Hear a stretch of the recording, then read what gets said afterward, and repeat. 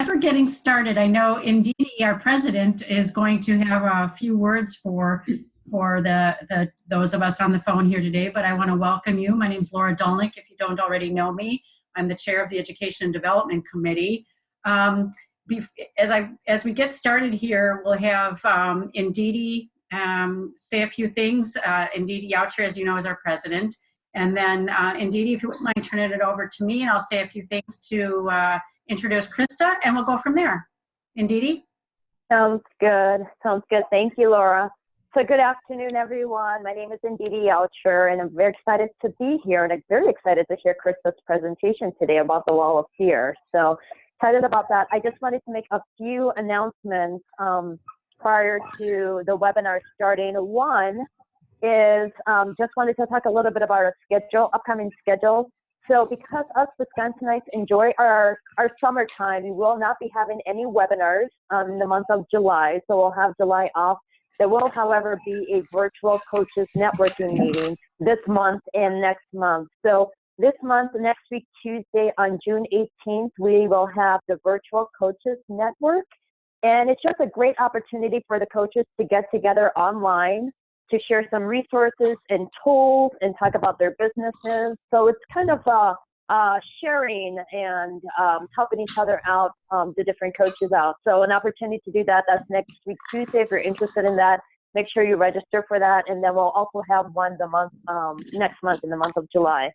Some other upcoming meetings that I wanted you all to be aware of is we will have we called it the Coach Connections meeting, which you might change the name, but this would be a live event. We had one earlier this spring in April, so we'll have another one coming up September 12th. So I wanted to make sure that you mark your calendars for that. This Coach Connections meeting will be an opportunity to meet live. We'll have 3 meetings running usually at the same time, one in Madison, one in Milwaukee, and one in Walsall. And we'll have the details of that when it gets a little bit closer, but I wanted to at least for at least you to be aware of that, so you can mark that on your calendar. So that would be September 12th. We will also have, looking at my list of upcoming events here, the annual members meeting. So usually once a year we get together to celebrate our members and talk about all that we accomplished this time in the year 2019, and that meeting is going to be October 17th. Once we have the venue and the times available, we'll make sure that that will also be included in the event calendar on the website. So October 17th, make sure you mark that down, that we will have that, and we'll have the venue. We're looking at Madison as a venue, so once we get the details ironed out, we'll send the details, we'll send that out. And lastly, and also more exciting, is we will have this year, it's finally, I should say it's all finalized now. So ICF Wisconsin will be hosting, Wisconsin will be hosting the MRAC, so the Midwest Regional Coaches Conference, the ICF Regional Coaches Conference. So that will be in 2020. So Milwaukee has never hosted it before. Wisconsin has never hosted it before, but we will be having it in Milwaukee next year. And the dates are September 30th through October 2nd, 2020. So very, very excited about that. They are currently in the process of putting the different committees together. So if any of you are interested in volunteering, then please reach out to Nicole Polito, and she can provide you some insights about the different committees. And if we'll be happy to have you help volunteer and help out to put that together. So in the interest of time, I'm going to turn it back to Laura, and you can introduce our speaker today. Very good. Very good.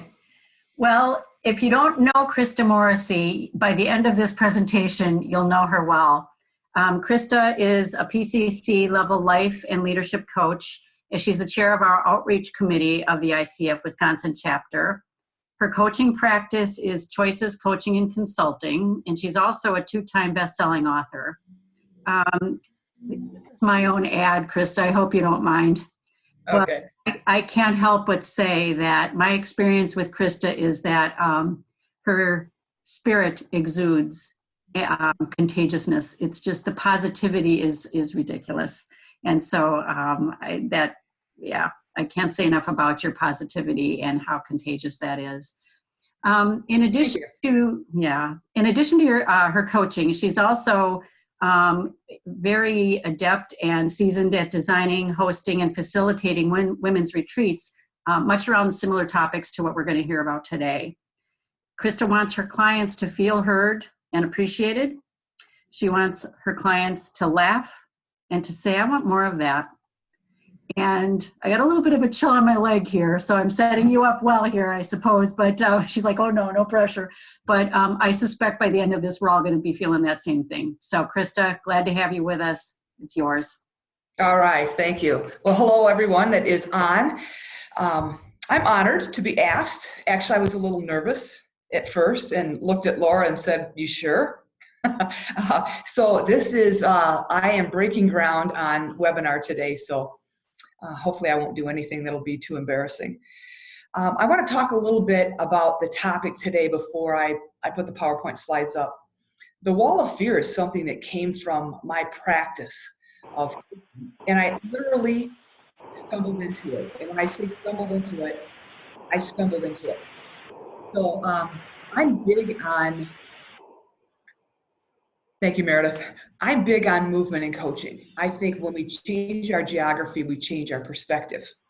And I also believe that movement unconstipates our whole being, mind, body, spirit, emotions. So when I can be outside coaching, love it. I spent all day Monday, all day Tuesday out on the kettle moraine trails, in the parks, and you use nature as props. And there's just something magical about it. And so where did this wall of fear come from? About a year and a half, 2 years ago, I was coaching a gentleman and we were out on one of the kettle moraine trails. And we got off the trail and I kind of knew this property. And we were talking about what was holding him back and the fear he had. And we came around the corner and here's this old stone wall. And there's just the wall that faced us and the side wall and everything else had kind of rotted and fell down. And so I said, let's play with this. And so we stood about 20 yards from the wall. And I asked him to describe this fear and then tell me what everything he saw. And he could describe all the nature, everything around us. So at about 20 yards. So then I asked him to move in 5 yards.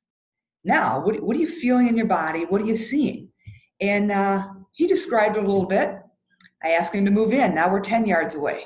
Now it started to become real. His face kind of started glowing, so I knew there was some sweat going on. And we talked about the fear, what was happening in the body, where were his thoughts, and what happened to the whole nature, the world around him that he had described. It had shrunk, and it's like his peripheral vision was starting to go away. So then we moved into 5 yards, and I saw his whole posture change. And literally, his face was more aglow. He was starting to perspire, and he was talking about it. And then for some reason, I just went with it. And I said, okay, now you need to come nose to nose with your fear. And I asked him to put his nose against a certain stone on the wall that he had identified as his fear. And I watched the sweat trickle down. And I watched his body tense up. And he said, I am completely engulfed in this fear. It owns me. Here's what's happening to my stomach, my head. And so I had him back away from the wall, and we talked about that. And that is where this wall of fear started. And what happened that day is we finished coaching. We were back at the parking lot. He left. I went back to the wall and I tried it myself. And I kind of got a little tense. So I said, I need to build something from here. So that's where it started. So now I'm gonna bring in the PowerPoint. And if you did not print out the participant packet, you may at least want to have a piece of paper because you're going to want to draw. This is interactive. As coaches, I'm going to have you go through what we're going to talk about today. So Laura shared about me, so I'm going to blow through some slides here. Sorry. This one, and I want to tell you about the fear. The reason it's here is the lower right corner. Where I authored a chapter in 2 books. That was a big fear for me. If I walked into a conference or a hotel and there was a conference going on and someone said, oh my gosh, our speaker's plane didn't make it, we don't know what we're going to do. I'd feel comfortable walking over and saying, hey, what's your topic? And maybe I could put something together quick. But the idea of getting thoughts out of my head through the pen on paper was very frightening. And so those of you that write well, thank you. It's amazing how much time I spent on just 2 chapters. So this is what I do. I speak, I'm a life coach, organization development specialist. So everything in my world is about people, process, tools. So I wanted to share this because I want to enlighten you on my philosophy so that some of the things I say today, you can put the pieces of the Krista puzzle together. Soon after I became a coach, a certified coach, 2 questions kept popping up. And the one was, hey, how do I know I need a coach? And one day I said, boredom, alignment, and hunger. And I said, one day you wake up, you're a little bored. Life is just, but you say, I'm in a good place. I should like this. So we either take on more work at work, we volunteer in the community, we go, oh, that feels good. But all we did was put a Band-Aid on it. Then you wake up one day and you're out of alignment. Some people call it balance. And no matter what you do, it's like wearing 2 left shoes. You just can't get in sync. And here's where the great stories start. And the stories we tell ourselves is, hey, I'm the breadwinner. This is a family business. I went to 4 years of college, 8 years of college. I carry the benefits. I'm a woman who made it in a man's world. I'm a man who made it in a woman's world. All of my neighbors tell me I have the best job in the world. And you keep telling yourself stories until you grab onto one and you go, oh, yeah, I need to be here. Again, that's a Band-Aid. Then one day you wake up and you're hungry. You work all day, you're hungry. You go to bed, you're hungry. You wake up tomorrow and you're hungry. And it's not a physical hunger. It's a soulful, passionate hunger to be doing something that you're aligned with, to be aligned with the purpose and the reason that you're here. And it's usually at alignment and hunger that people reach out, not often at boredom. So that's the first question. The second question they ask is, okay, what does a life coach do for me? And I speak from my perspective. And I'm only going to talk about the first 2 bullet points and the last, because the one in the middle, they're very coach-like, and I think you will all get them. But I say, I'll be your fog light in your mirror. Think about a foggy day. You leave your house. You've driven your road hundreds of times. But the fog plays with your depth perception. The depth perception plays with your confidence. And you just want to get in the fetal position and go back home. And we stop and we freeze. And so as a fog light, when we're stuck in the muck of life, I can shine the light out there and go, hey, what's here? I'll be your mirror. Self-reflection is critical, and candid self-reflection is even more critical.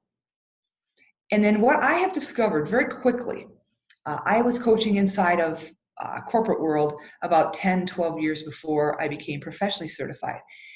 And I realized after my certification that the last bullet point is probably the most powerful thing I can do for my clients is I ask questions from the outside so they can answer them from the inside. Which means I'm different than a sister, a friend, a mom, or dad, is that I don't really have a dog in their fight, so to say. So I can poke the hive and ask the questions that others won't. So that gives you a little bit of insight into my philosophy and my belief as a coach, along with the movement. So today, here's what I would like. I want you to grab whatever hat you're sitting with right now that you brought onto this call, and I want you to take it off and set it aside. And the hat I want you to have on today, right now, is the client. And be ready to build your wall of fear, face your fears. You're going to deal with your fears, move from your fears, and really, we're going to talk about how do you change your relationship. Because this is a tool that I would love for you to be able to use in whatever capacity and whatever practice you have to help move your clients. And know that one of the most important things is the timing of it. It's not a tool that you come out of the gate with. You have to have built that relationship with them. So that leads into today. Here's the chunks of what we're going to go through on the left, those 5 chunks. And on the right is the competencies that we're going to go after today. And, the first competency, establishing trust and intimacy. You're going to kind of see it. We're not going to go as in depth into that one, but it's definitely going to be present. All right, so love Maya Angelou, but her quote is wonderful. Hope and fear cannot occupy the same space. You have to invite one to stay, because only one or the other is going to be present. All right, so what are you afraid of? I want you to get that in your head right now. And I want you to go beyond spiders. I want you to go beyond snakes. I want you to go beyond public speaking, possibly. And what are you afraid of? What triggers fear in you? And when we are really fearful, our body has a fear language and it speaks to us. So Meredith, if you could open up the lines, because I'd like to hear what people say. What does fear do to you? I'd like to hear from a couple of you. When you're really afraid, what happens? So for those who are on the call, everyone's muted right now. You have the ability to unmute yourself. So you might have to, in order for it to appear, you might have to scroll, use your mouse or cursor to scroll down near the bottom, and you can click on the microphone to unmute. If you're on the phone, I think you'll have to do it from your phone directly. The other thing, if you can't find it, you can I think you can raise your hand in a meeting and I can unmute you. All right, so you identified a fear. What does that fear do to you? Krista, it's Lori. Hey, Lori. Hi. So for me, it makes me feel small and almost makes me feel like I'm getting into a crouching position. Okay, great. Thank you for sharing that. Krista, it's Laura. For me, it's I can feel a tightening in my belly. Yeah. Okay, wonderful. Thank you for sharing. Hey, Krista, it's Holly. How are you? Good. Holly, how are you? Wonderful. So for me, it causes a feeling of self-doubt, which shows up oftentimes as fast breathing and really like an inability to think or a fog. Yes. Great. Thank you for sharing, Holly. And for the rest of you, the point of this is I want you to understand so that you can translate this with your clients is, what does fear feel like for you? And where in your body is it? Because that's very important. Okay, so let's keep going here. Chapman University in California did a study. And when I started using this, I got way too fancy when I first said, hey, I'm going to build something around wall of fear.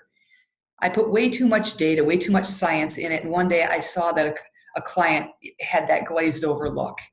And then I was with a group of small business owners and the same thing. So, because what I try to do is say, okay, this is your fear. What domain is it? Frankly, my clients don't really care what domain their fear is in. They just say, hey, Krista, let's deal with it. But for those of you that like some data, here you go. There are 10 domains of fear that Chapman University has identified. So, and that is in your participant packet for anybody that wants to latch onto that. So pretty clear definition of fear. It's an unpleasant emotion and it's triggered by a belief that you have that someone or something is dangerous or is a threat or might cause pain. So know that your fears come from your beliefs, and your beliefs come from your path, your journey in life. It's emotional response, and we've heard about the fight, flight, or freeze, and we all react differently to it. Some get very confrontational, some avoid. Sometimes, or often, we discover something within our fear. So here's a little quiz, and I just want you to answer this to yourself. The percentage of things feared that will never take place. What percentage do you think that is? 60%. Percentage of things feared that happened in the past and cannot be changed. What's your guess? 30%. Percent of things that are considered to be, percent of things feared that are considered to be insignificant issues. 90%. Whew. And then percent of things feared in relation to health that will not happen. 88%. And the number of Americans who have a diagnosed phobia of some type, 6.3 million. So when I read this, what caught my attention was the second one, the 30%. The percent of things feared that happened in the past that can't be changed, but we carry them forward. we bring that fear forward, and we don't let go of it. And that's often in my practice where I have to go with the clients. As we identify their fear, we have to follow that thread back a little bit to find out where it was rooted. Okay, so fear, it's not a psychological problem. It's an educational one. Fear is not the problem. It's how we hold on to it that is. So your fear can be pain or it can be power. But just know we need to have education around fear. And what comes to mind when I talk about this is one of my sons, when he was in grade school, we had this safari group come in. And of course, they had this 10-foot long white snake, and the guy's got it wrapped around his neck. And the whole crowd is kind of pushing back in their chairs. And he asked for a volunteer to come up. And my husband looks at me like, go ahead. I'm not going up there. And a lady goes up. And the head of the snake that was around his neck comes up, and it's like they're looking eye to eye, and she reaches out and she just pets it. And then she reached over and petted it all the way down to its tail. And you could just kind of see the crowd relax. And then the gentleman went on to educate us that, not all snakes are dangerous. And so that pops in my mind often, that it's an education for us with fears. I didn't want to be educated enough that day to go touch it, that's for sure. All right, so everyone is afraid of something. Everyone. Okay. So here's where we're going to get active. You have this in your packet, this wall of fear, and you're going to build your wall of fear. This is where you're going to experience this. And so I've got Lisa Robb that's going to go through the activity with me, because I want you to be able to see it as we experience it, much like I explained when I was out in the woods with the gentleman. So 1 fear per brick. Fears that you have, and they're yours. No one's going to share unless you so choose, but Lisa and I are going to kind of do a little bit of a role model for you. So fill it out, 1 fear per brick. You surely don't have to have the entire page filled out, but it'd be nice if you had at least 3 fears on this page. So I'll give you 2 minutes.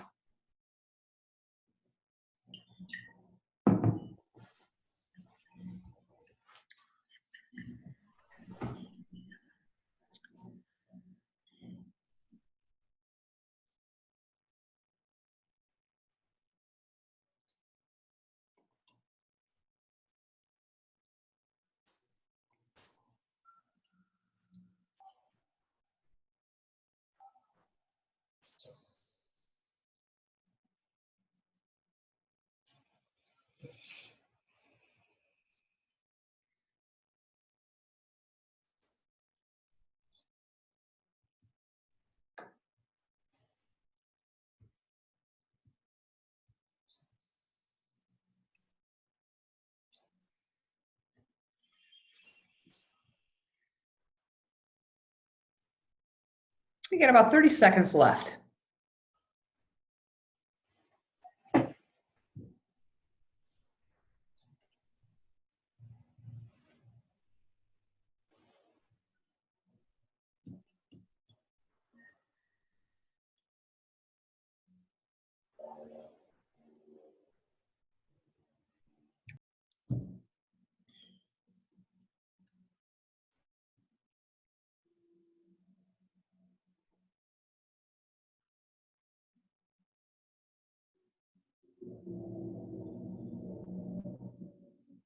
All right. So some of you might have, I got to get this off my screen. Some of you might have a wall that looks similar to this. But for everyone on the call, I would like you to pick the 1 fear that really stands out, that is the strongest for you. And when you have that, I'm going to ask you to have your piece of paper, your packet with you here.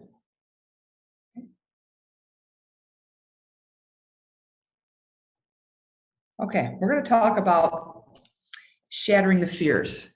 And when I say shatter, it is about changing your relationship with it. So, Lisa Robb, are you ready? I'm ready. Okay. So, hey, Meredith. Yes, ma'am. Can I get Lisa larger on the screen? That is your control. Yeah.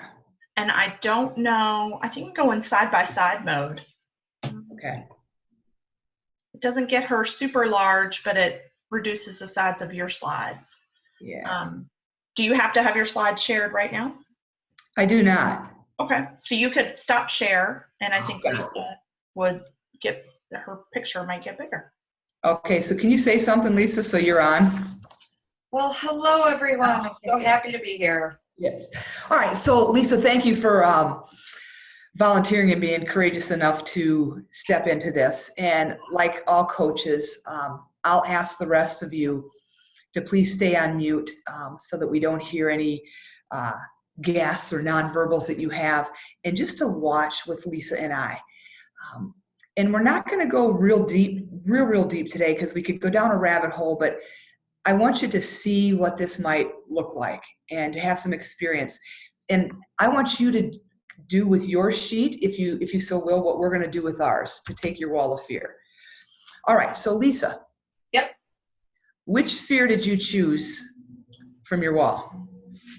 The big one for me right now is I'm creating a coaching program that I've done for the past 2 years, but it's a 9-month accountability program. And I have a fear that no one is going to sign up for it. Okay. When does it start? September. Okay, perfect. All right. So talk a little bit about that fear that no one will sign up. I'm not really sure where it comes from.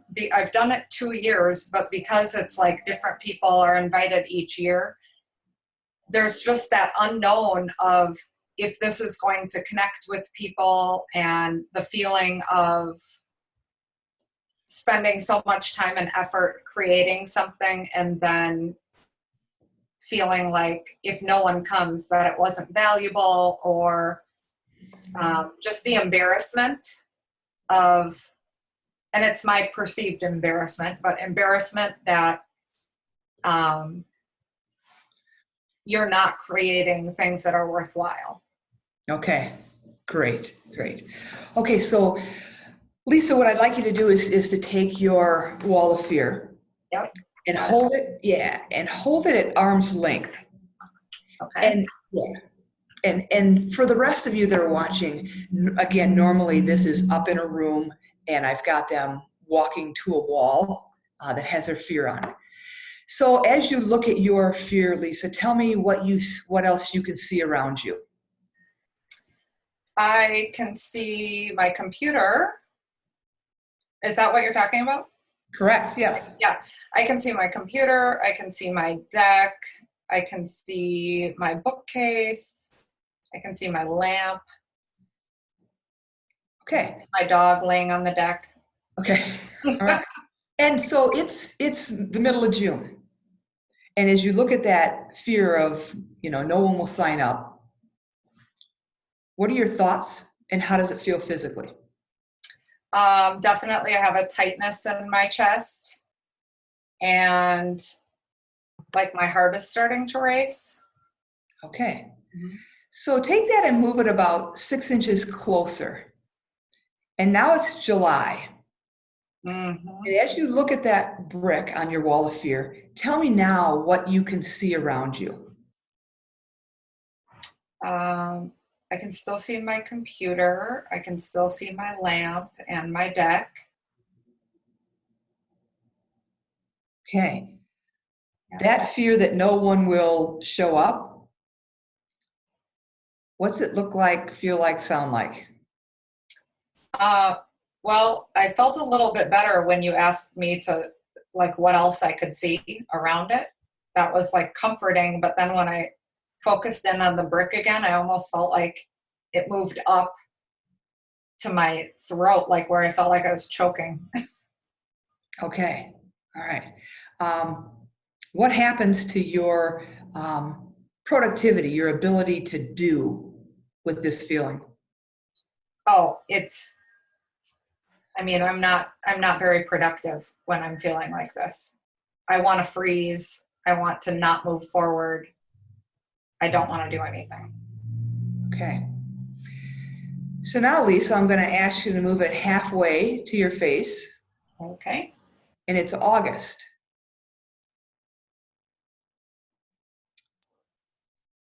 What do you see? I mostly see this brick. I mean, I can see only a little bit around me. I can still see my computer and a little bit of the deck, but mostly it's this Okay. brick. How's your being?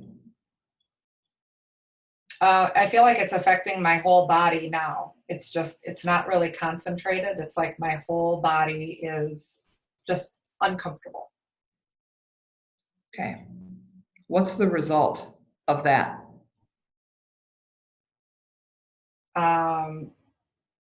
Just feeling like you want to hide, or definitely you're not taking any action. Okay. So now, Lisa, put that brick of no one will show up right against your nose because it's next week. What do you see? Nothing, just the brick. What's going on with Lisa?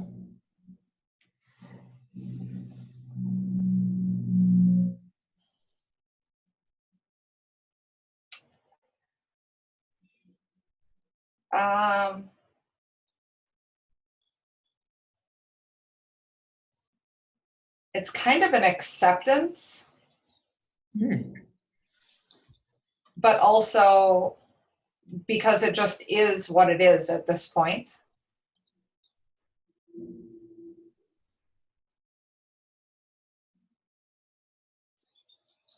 Yeah, but it's all encompassing. What is that?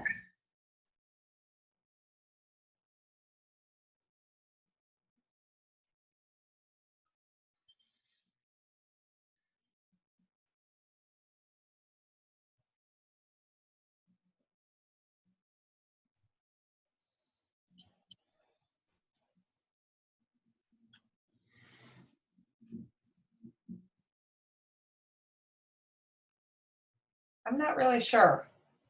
Okay. It's the being completely within the space of uncertainty, and it feels like almost like being underwater. Yeah. Okay. Great. Okay. So Lisa, we're gonna stop this here. Okay. So kudos to you. Thank you very much. Thank you very much for that. And just for those of you that are watching, we didn't practice, and I chose not to. Wanted to let it free form where it would go today. And when I do this with clients, it's much longer. Sometimes it takes the whole session. So now here's what I like to do. I'm going to go back to sharing the presentation. Okay.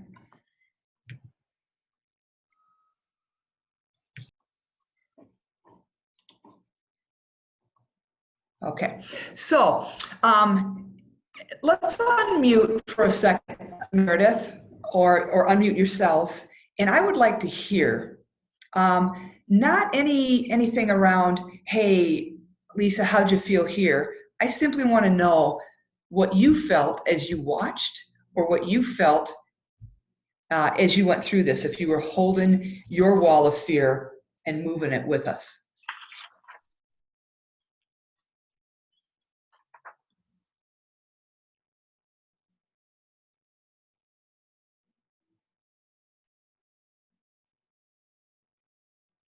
Don't be afraid to jump in. This is Emily. Can you hear me? Yes. Hi. So my thought was when you asked Lisa to bring it to her face, I was like, oh my God. Like I was just feeling that intensity in me. I'm like, well, now what? You know, like there's got to be a solution quick. So it was just that intense, like, oh, yeah, it was interesting. Okay, good. Thank you for that. And Emily, I'm glad you experienced that, because now you will know potentially what your clients are going to go through. Yeah, and how I was feeling it for my thing, so thank you. Right, yeah. Let's take another one. Hello. Hi. Hi, this is Sharon. Hello, Sharon. As the brick on paper was put to Lisa's nose, and I was thinking about my greatest fear, which is loss of family nearest to me, such as husband and son. Yeah. I felt a little like, okay, here's where my spiritual religious training comes in. There's nothing left but prayer. Mm. But that's a problem sometimes when dealing with clients. So I was feeling overwhelmed at that point as to, because I coach bereavement and loss, it's like, Yes. okay, where does that put me when I'm trying to help these people at loss also with that greatest fear? You know, thank you for sharing that, because that was one of the biggest challenges I had. That day when that gentleman stepped nose to nose with the wall, and I saw him sweat and I saw his body tense up, Mm-hmm. it impacted me. And in that moment, you know, your training comes back and says, hey, come on, you're supposed to be in a level 3 listening. And so I actually went through it a couple times with my life coach to say, hey, I've got to get better at not reacting to the client. Mm-hmm. So great self-awareness. Yep. Anybody else want to share? If we take one more? Krista, this is Lisa. Yes.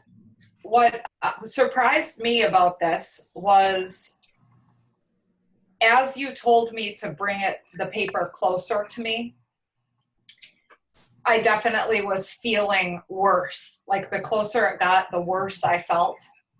And it's almost like the closer it got to September, the worse I felt. But when you said, what can you see around you?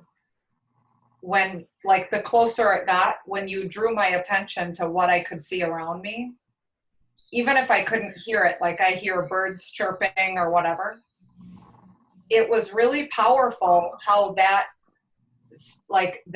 calmed my body down so much to be looking on the outside. And that's really difficult, if not impossible, when it's by your nose. Right. Maybe hear things, but I thought that was a really interesting aspect, because sometimes we can let fear, like we can become overcome with fear.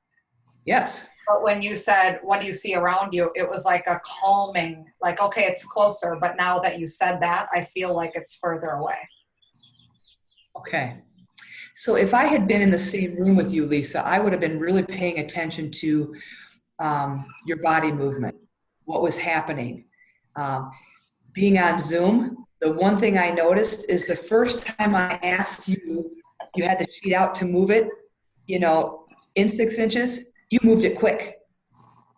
And then I said, so that's July. And then moved, you know, June to July, then to August, and you moved it slow. And then September, you brought it in really slow. So that was interesting. And there's 2 things about that vision. Is fear is like a racehorse that puts the blinders on, and that seems like that's all we can see, and we get all consumed with it. The second component, depending on where the client goes, is like Lisa, when I said, what else do you see? The ability to stop putting all the mental energy on the fear to say, hey, there's something else here. Okay. So I would like to take you, I'm just going to switch this up quick so that we can go through this. Is the second page of your packet here is, I'd like you to take that one fear, the biggest fear you had, the biggest brick, and fill it in the cell that says fear. And while you're doing that, I'll talk about, in my practice, what has shown up for me is that with the clients, their fear is real, it's perceived, or it's inherited. Okay. And it helps for them to figure out which one it is. So what do you mean by an inherited fear? My mother couldn't swim.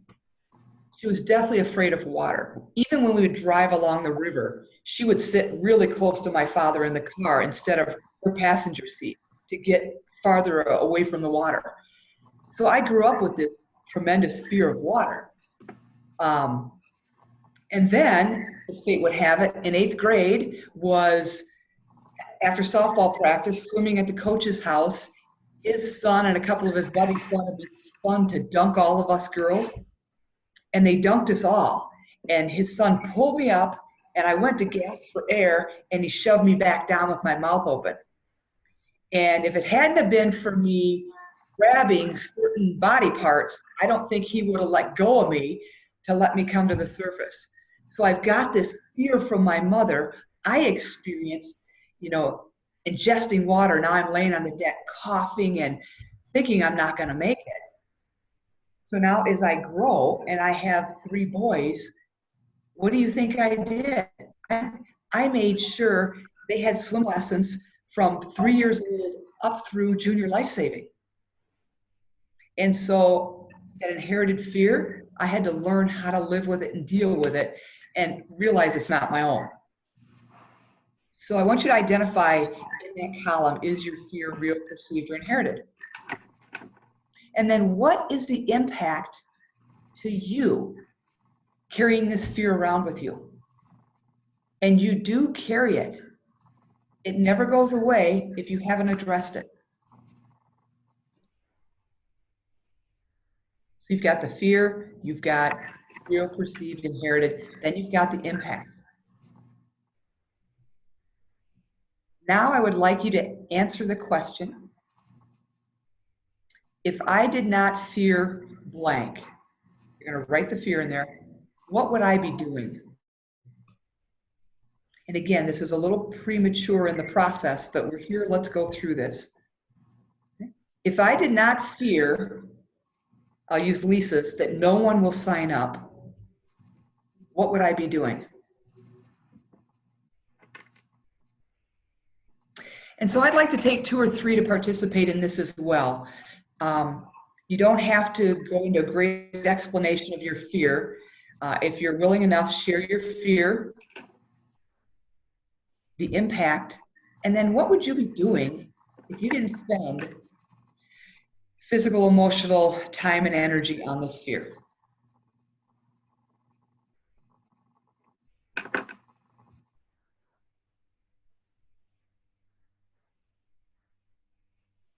Come on, somebody be brave. Hi, Krista. It's Yang Yi. Oh, Yang Yi. You guys hear me? Yep. Yes. Okay. So my fear is I've been divorced for 3 years now, and so my fear is that if I open up to someone, my biggest fear is for my kids. What if I do some damage to them if I start getting into relationships or start, doing those dating and things like that. So that's like my biggest fear is damaging my kids or hurting my kids. All right. So what's the process? All right, Yang Yi, what's the impact of carrying that fear around? A huge impact.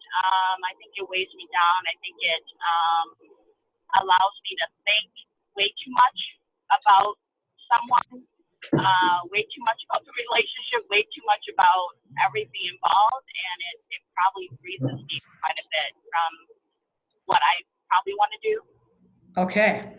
So Yang Yi, if you weren't fearing getting into a relationship and causing damage to your children, if you didn't fear that, what would you be doing?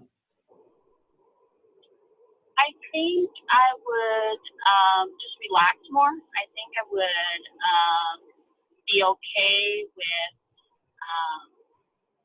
opening up in relationships and just kind of letting the relationship flow instead of thinking too much, like too soon.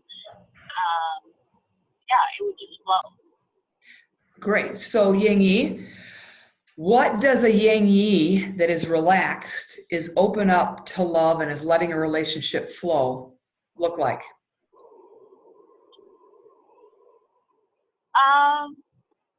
It would be happy. It would be taking it day by day, not being so serious. It would be kind of embracing the challenges as they come. It would, of course, incorporate my kids. It would allow me to not be too protective of myself as well as my kids.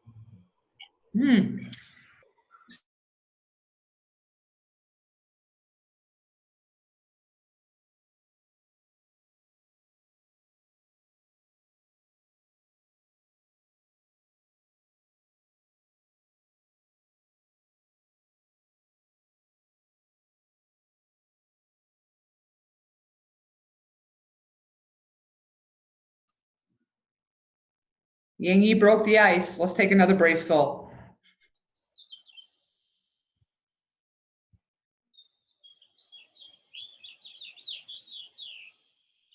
Okay, let's move on. I'll let you all sit with that. But this is a big question here. If I did not fear blank, what would I be doing? And it helps us see beyond fear. And this is where I start the transition with the client of changing their relationship with it. So I've got a little bit in here on the science of fear. And again, not a lot. I've taken a lot out because I got too smart for my own good when I started doing this. And I lost focus on helping the clients transform and got wrapped up into wooing them with the science. But here's some beliefs. And we all know that our beliefs come from our path, our journey in life. And our beliefs are what feed our fears or what squash our fears. So if you look where you're sitting right now and you find the farthest wall that's in the room you're at, and you go from that wall to where you are now, that's your path in life. And we use it as a filter that quick. Gavin DeBecker wrote a book years ago called The Gift of Fear. And when I was a young female traveling by myself, the safety coordinator at work gave it to me. And in a nutshell, Gavin DeBecker trains FBI, CIA, Navy SEALs, Special Ops, Army Rangers, corporate security.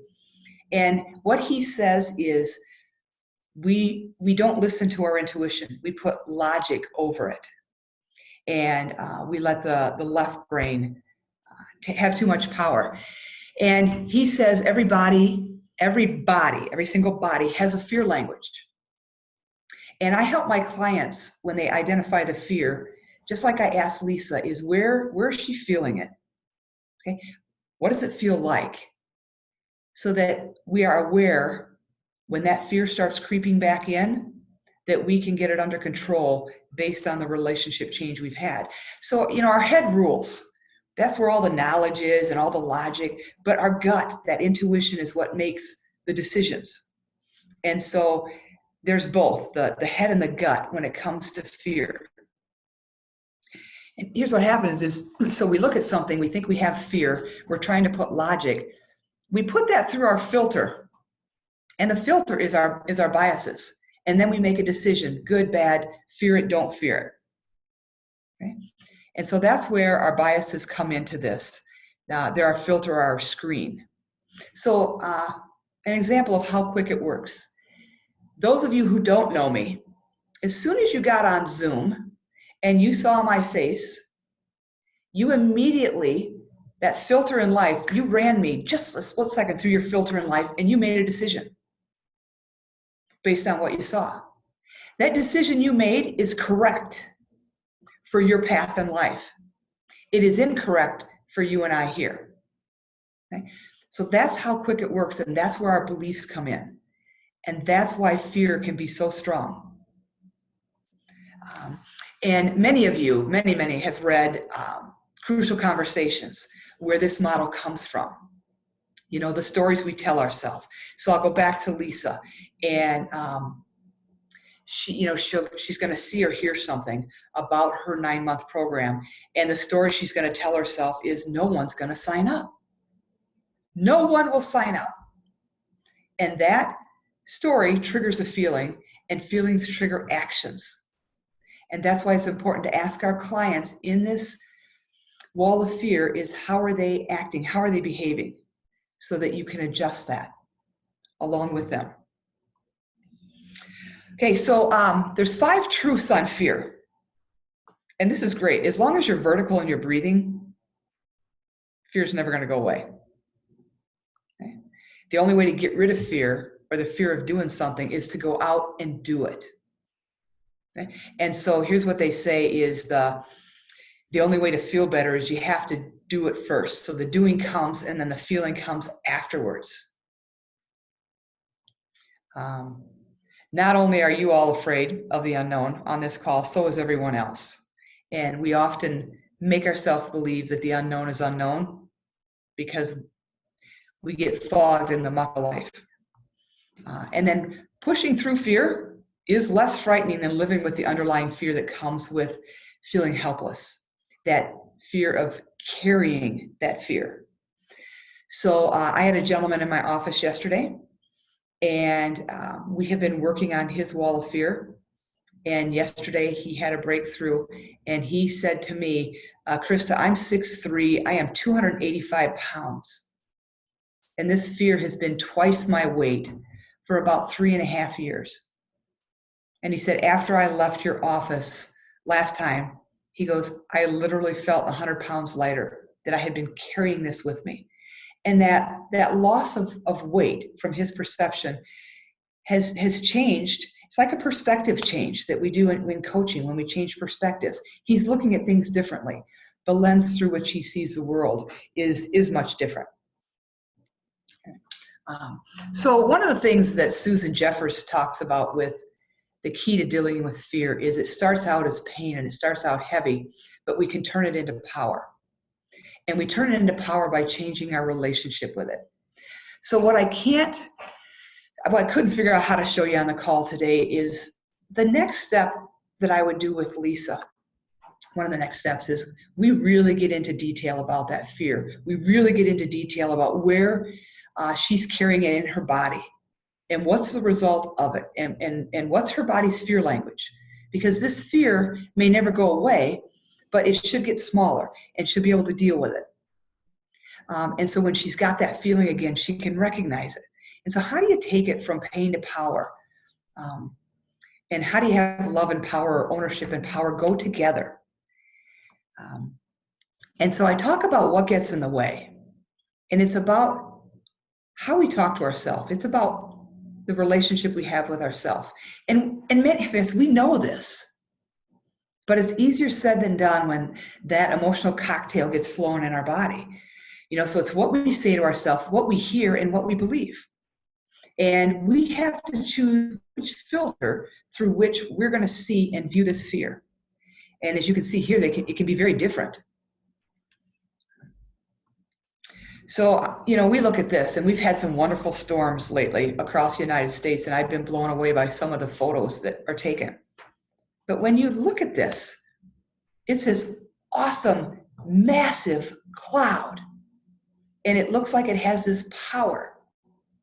So what I often do with my clients is we go to the yoga mat, because to turn them, to help them transition, they have to change their relationship with this emotion.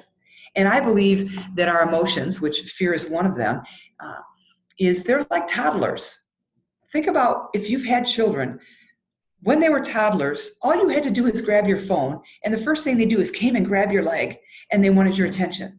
And what do we have to do? As parents, we simply look down, we go, just one moment. We recognized them, and they were happy.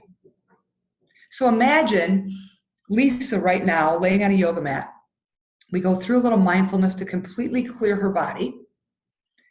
Then she comes back in. She walks back into her body, the shell of herself. and meets this fear that no one will sign up.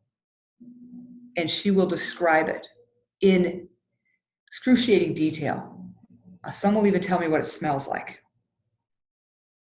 And I will have them walk closer and have them describe how this fear, this massive describe, has changed. And then because fear and love and fear and hope can't live together, in some way I would ask Lisa to show her fear some love or some hope, or to introduce herself. And 90% of the time the clients will say, the fear just shrank. This mass shrank, or it changed colors. Or it's now smiling at me instead of laughing at me. Just like emotions with toddlers, you recognize it. And it's about changing your relationship. So I have them. I would ask Lisa, hey, now that you've either touched, shook hands, hugged, made a caring comment to this emotion, this fear, and it has shrunk. Now you get to ask it a question. And I just watch their body as they're asking the question, and they do it internal. I don't hear the question. And then when they're ready, I say, okay, before you depart, make one comment to this fear. And they'll make a comment. Now remember, they're in this vacant shell of their body. I have them start walking back out the way they came in, and turn around one time and wave or say hi or say thank you, and walk right back out of their body. Spend some time taking some deep breaths, and when they're ready, they open their eyes. And this cloud that you see here, that can it can ignite such fear when you see it coming, that when it passes and you see the other side, we see it as a thing of beauty and a thing of awe. And it's in that moment that they transition from a great fear to changing their relationship with it. Now, the fear will never go away. Most often, it'll never go away. As long as we're vertical and we're human and we have a heartbeat, we're going to have fears. But because Lisa has understood her body's fear language, because she's changed her relationship with it, it now does not have as much control in her life. And in comes the question now, if I no longer fear blank, what will I do? And they start changing their behavior. Okay? So again, this sometimes is over the course of several coaching sessions. It depends on how deep-rooted the fear is, how heavy it is, how vulnerable the client wants to be in that moment. And that's why I felt the importance today of having you go through this, because it can be a very heavy 1 to 3 sessions with your clients when you get to this point. And so one of the next things we do is we change the language, which most of you have heard, program your subconscious. And I have them speak out loud, because I'm a big believer that when the words come out your mouth, they go back in your ears and your subconscious gets a double whammy. Because whatever's in our subconscious is going to find a way to express itself, and words are important. And so I have them change their words around the fear and change it to power. And so we talk about affirmations. And so when a client is struggling to change their language, you see the headshot on the left. They're still stuck in that old way of thinking. When they change their language and they talk to themselves out loud, they can transition to the new mindset and reprogram their subconscious in a way that they want. Now, 30 seconds, 15 seconds on this slide, it sounds easy. It's not. And I have found as a coach, and I would say a more aggressive coach that says, great, you want to hire me? Giddy up, let's go. Let's walk this journey together.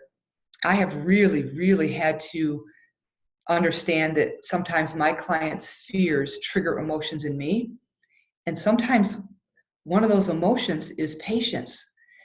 Because my whole life I struggled from, sometimes I want it more for you than you want it for yourself.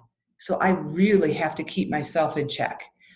And you will too, because this journey absolutely has to be theirs.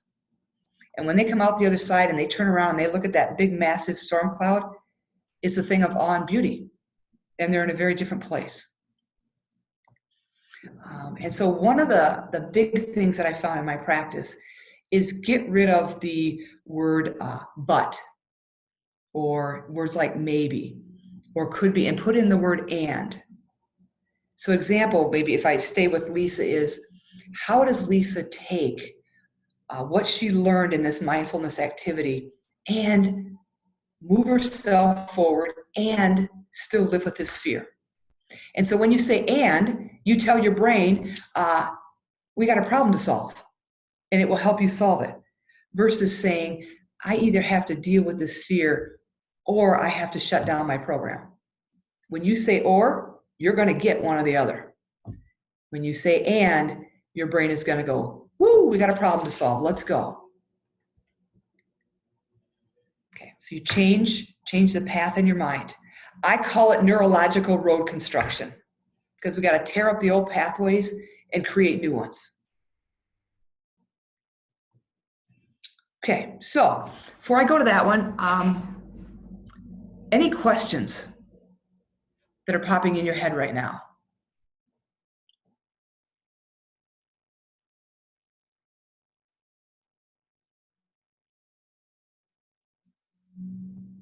All right, if they do, oh, go ahead. No, Krista, it's Laura. It has more to do with reflecting on the work with my clients, and what you said about being patient. It has to be their journey.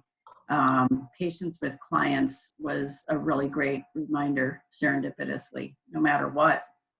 Right. Yes. Yeah. Thank you for that. And you know, Darcy's on the call. I'm sure she's a true testament to the fact that that's one of the things I had to work on in my coaching certification. Is I get really, really excited for clients and their journey and their transformation, and I have to be very careful I don't get out ahead of them. Yeah, I'm relating. Thank you. All right, so here's what I'm going to tell you is when it comes to your clients, they got to own it. Behavior, their growth, their leadership, their confidence, their success. And when I say 1 to 3 sessions, I'm at session 5 on one client right now. But she's owning it, but she's not owning it at a speed that I would own it, but that doesn't matter. She's owning it at her speed. And this is all about relationship management. And I always say the first relationship you need to manage is a relationship with yourself. So you with you before you can go you with others. And then, of course, I love John Maxwell. You know, the most important person you'll ever talk to is you. Be careful what you say, because you hear yourself all day long. And the last thing, kind of in closing, is fear is a gift. It is here, and Gavin DeBecker will say, fear is a gift. It is here to wake us up and make us safe. But if we continue to carry it on and we don't deal with it, it's not our friend. So what I say all the time is I absolutely love Milky Way candy bars. I love them. 1 a month, no big deal. 1 a week, I might start having some issues around the waistline. 1 a day, even if it's fun size, is going to become an issue. Okay? Fear is a gift if we deal with it. And if you can recognize it with your clients and help them deal with it. So I will close as I always close, and then we're going to open it up for questions that we as choosers have the right to choose. But once the choice is chosen, the choice controls the chooser. Meaning, if you choose to say, yeah, I've got some fears, but I'm not going to deal with them. That maybe is a little deep, a little heavy for me. Your actions will follow your thoughts. If you say, ooh, hey, maybe I should deal with a couple fears on my wall so that I can then help clients, your actions will follow your thoughts. Okay? So we as choosers have the right to choose. But once the choice is chosen, the choice controls the chooser. So choose wisely. All right. Here's where we have some questions for you. And for those of you that are on the phone, you can all unmute now. I would like this to be interactive. For those of you that are on the phone, there are 3 questions that I have here for the participants. The first one, pretty simple. What competencies did you see addressed in this presentation? The second question, what about this tool, the Wall of Fear, gives you insight into how to coach differently? And it might just be how you be differently when you're coaching. And the third question is a 3-parter. What fear do you need to address? And then how will you coach differently as a result of addressing this fear? And how will you run your business differently as addressing this fear? So now's a great opportunity. Please, I'd like you all to unmute and participate in this conversation so that we can learn from each other and that I can learn from you so that I use this tool stronger in my business. Okay.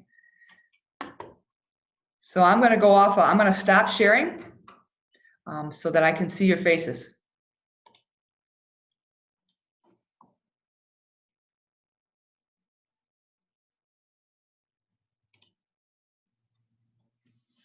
All right. Talk to me, coaches. Everyone hung up. You're there by yourself. No, They're all afraid. yeah.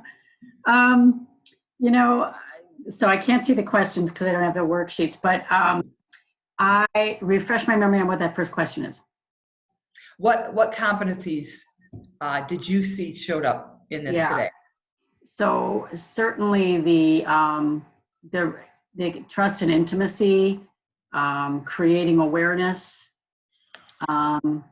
deep listening. You know, so let's use Lisa as the example. When you were listening to what her responses were, you weren't just listening with your ears, you were listening with your eyes and noticed how quickly she brought that paper in, right? Yeah. So saw those demonstrated loud and clear. Mm-hmm. Okay, great. Yeah. Thanks. You're welcome. Now somebody else. Yeah. Yeah, jump on, please.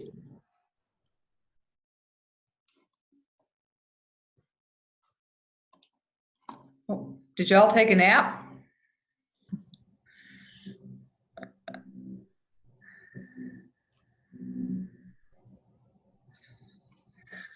Hey, Krista, this is Katie. Hey, Katie. Hi. The presence is one competency that I saw. Being really present with someone to partner with them, to see their fears, face their fears, understand what they are, and then creating awareness. Of like, there's my fear, it's coming at me, it's going away, kind of the awareness of my fear is not me, and just a lot of awareness.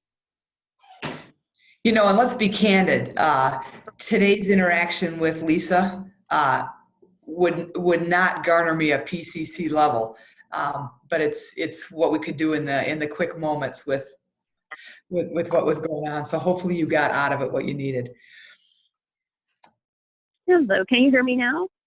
Sure can. Oh, hey, Krista, I was talking and I just realized I was on mute and you didn't hear me. Other core competencies would be even powerful questioning. I think someone already said creating awareness, designing actions would be one, and coaching presence. I don't know if that was mentioned too. Okay, yeah. So I'm going to pull these back up because I'd like to go to the next one. So the next question is, what about this tool gives you insight to how to coach differently? Who would like to share on that? Hi, Krista. This is Laura. Hi, Laura.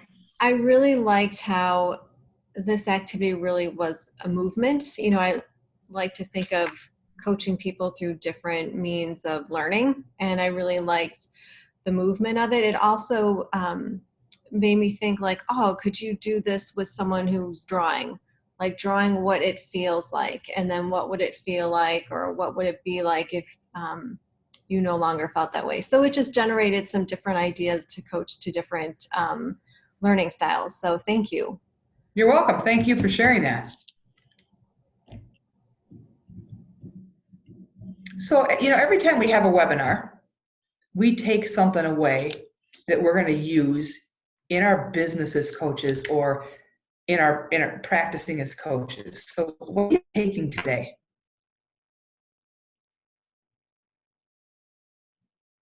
You had mentioned, I think you really can't, so exploring just other than just the language of coaching, right? I think what you've demonstrated here is the potential and power of body and emotion in the coaching experience for that client. And so for me personally, it will be so I do more leadership coaching than anything right now, but not to be afraid to integrate some of these types of approaches in even leadership coaching, because I think there's absolutely a place for it. So thank you. Oh, you're welcome. And you know what, I just tell a quick story.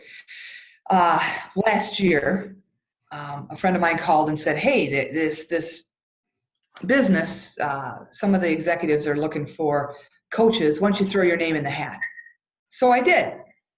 And I got called in to have a 30-minute with the CEO. And within 10 minutes, I could tell he was not interested. And so I thought, I'm pretty direct. I just said, hey, I get the sense that this isn't working and that I'm not what you're looking for. So I don't want to waste your time if that's true. And I said, but before I go, tell me what's not here for you so I can grow. And he looked right at me and he said, I want an executive coach, not a life coach. I go, okay. So I said, well, thanks for your time. I said, if you don't find anybody, call me. I've got several people in my network. He goes, okay. So I shook his hand and I just turned back to him and I said, let me leave you with one thought.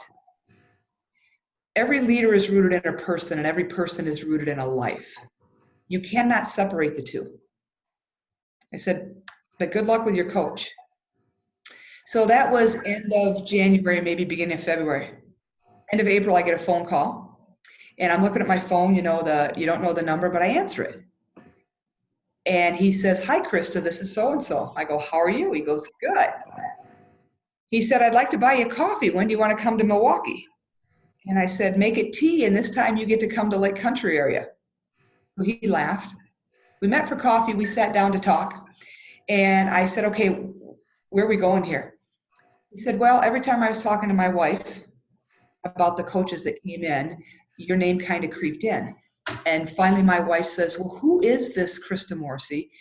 And what is she? And he goes, well, she's a life coach, and I need an executive coach. And he goes, as all strong wives do, she looked at me and she said, you're an idiot. You should hire her. He says, so I'm here to hire you. And I tell you that story because even in leadership, even at the executive level, you cannot separate the leader from the person. You cannot separate the emotions. Mm-hmm. Now, some of this activity does not belong in an executive office. It may not fit. Right. But the mindset that our emotions permeate every part of our being, and we're human. So let's jump to the third question is, what fear do you need to address? And how will that help you coach differently and run your business differently?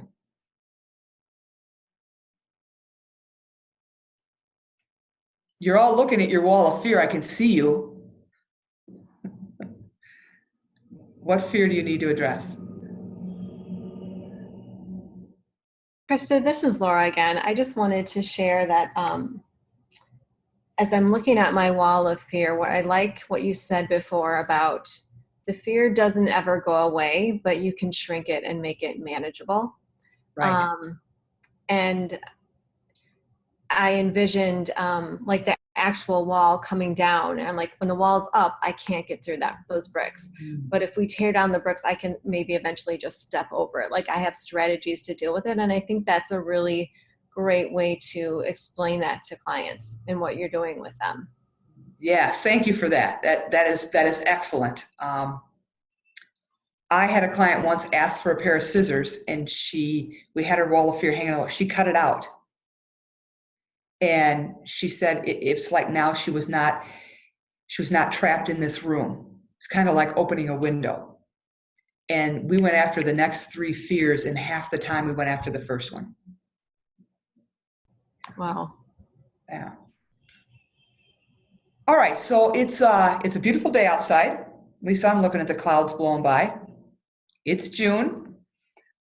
We've got about 12 minutes left. I want to just bring you to the end again, and just say, choose wisely how you use this in your practice. You all can reach out to me. My information is at the bottom of the slides. You know how to get me in LinkedIn, email, through ICF Wisconsin. If you want to talk about this at a more in-depth level, if you want to prep before a client, if you want to debrief after, if you have a fear you want to go after, you have access to me. So just reach out. And I wish you well with this tool. Don't expect perfection. It doesn't happen perfection right away, but it's more about following the journey of the client, and you'll learn how to use it. So thank you for joining me today. Have a great summer. We're off next month, and I am going to turn this back to Laura. Thank you. Krista, we're getting a number of thank yous from folks on the chat and so forth, and great webinar. This has been transformational. Yeah, thank you. Yeah, no, as far as, ideas and where to go with the coaching, I think we're probably all synthesizing and making our own connections very obviously, but I can't say enough. And you mentioned at the beginning when I asked you about this, are you sure? So sure. Thank you. Okay. Yes, yeah. Yes. So appreciate it. Thank you everybody for being with us today. Spread the word. For those who missed, who please go out onto our website, the the ICF Wisconsin website, and pick up on the recording through Meredith's help. And we will see you, let's see, here we sit in June, for our next session in August with Marsha Reynolds on EQ in coaching.